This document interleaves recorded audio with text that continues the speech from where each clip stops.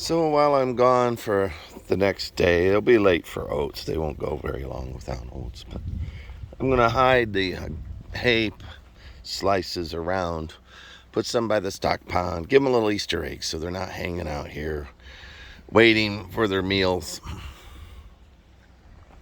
I like to put a little unpredictability into feeding horses because otherwise, when you get on them to ride them, if they're anywhere near their time, they'll run back to their oats, and very hard to control.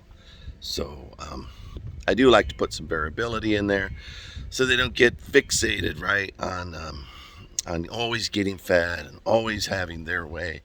And it's pretty easy. You train horses where to stand and whatnot, and then you go to get on them and do a little trail ride, and suddenly you got this horse that, hey, it's 11 o'clock, I'm supposed to eat. So I don't want to fight that.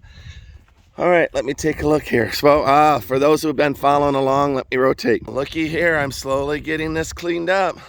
The front of the house is already cleaned up and looks like a house. I parked there like it's a house, but this is the little tent. I'm going to turn that into a sawmill tent. Got some more logs logged in and brought up. I've done a lot of work. I just haven't done a lot of video work to document it. Oh, it stopped raining already. So that's all I get. But this is the most important thing here. So, and I have to have this empty by Wednesday. So I picked up a rebar here. Most of this was sitting on the ground, so it was used rebar. I got it for about 80 cents a bar, which is a huge savings. Normally they're between $6 and $20. I just didn't have the money and to want to spend on a lot of used rebar, but the advantage of my build, because I'm using earthbags, I'm not concerned about the little bit of rust on these, the surface rust at all.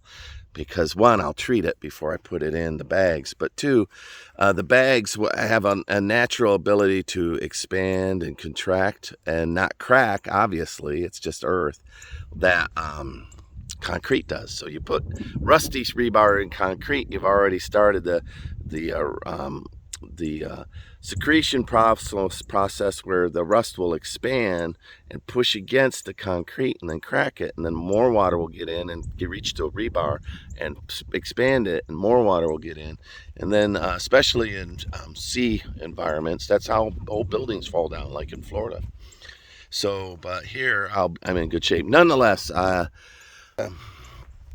Good folks that let me buy this rebar. I only had a $500 bill in my pocket at the time, and originally I thought it was 100 rebar. I showed up there was 300 or 400. They went ahead and let me have the deal, which was super generous. So I came out ahead on that for sure.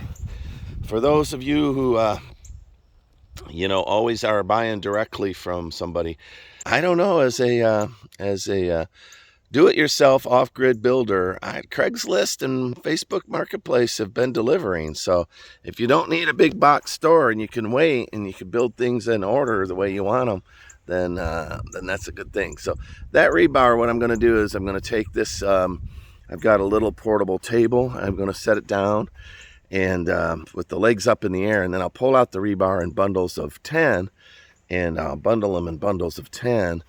That way I can keep them up off the ground. Otherwise, I'll be picking them out of the earth again. The fire ants got underneath and had built, their fire ant nest, and then had covered like half of that rebar. And it was super hard to pull out of the ground, let me tell you. So I don't want that much work again. But see this little table here? Well, maybe that won't work. Darn it. I'm going to have to build something. My idea was to flip that upside down because I thought I could use the U on the bottom, but notice it's a complete leg. I thought it was a U leg on the bottom, and then I would have stacked them in there. I'll have to do something else. Maybe flip that one upside down and put clamps on it, a couple of rollers. Well, nevertheless, I'll get that going. Hey, look, I got a straight razor shave at a barber shop, which was interesting to me. We went to a barber shop in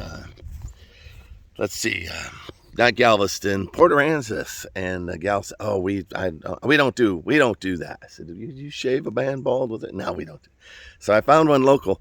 Once a week I'll go and do that, and then I'll I'll be looking spiffy again. I'll get my beard dyed up here so I look like a young man again. Trick y'all.